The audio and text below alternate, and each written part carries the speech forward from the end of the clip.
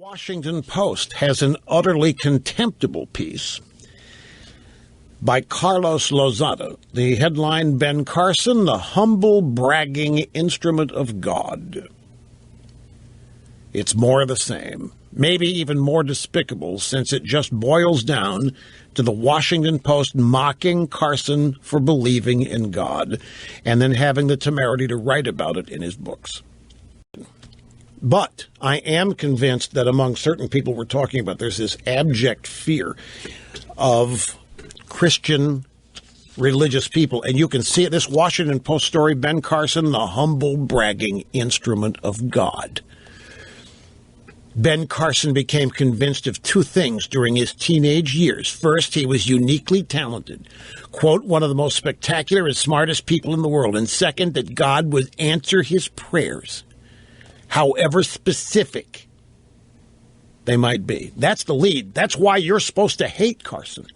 That's why you're supposed to suspect Carson, because he believes in God and he believes in himself. Nobody's supposed to be that sure of themselves. Nobody's supposed to be that confident. And nobody is supposed to trust and rely on God to help them out.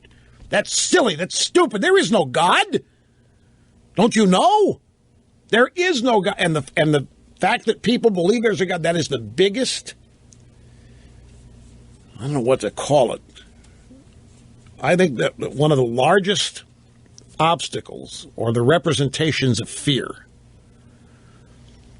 that non-believers, liberals, whatever have, it just stymies them. I've got to take a break again. I'm long here, so here's a little passage that I will define for you or translate for you. This is from the contemptible Washington Post piece describing Ben Carson as a humble, bragging instrument of God.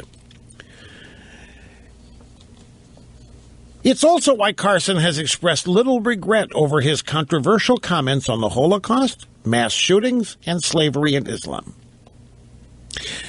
What that means is his belief and his weird belief in God has kept Carson from apologizing for what he said and has kept him from apologizing for getting all these things wrong. Now, what were his controversial comments on the Holocaust? He said if the Jews had been armed, Hitler would have had a little bit more trouble. Can't say that. No. That's crazy talk. Mass shootings. What's he said about mass shootings?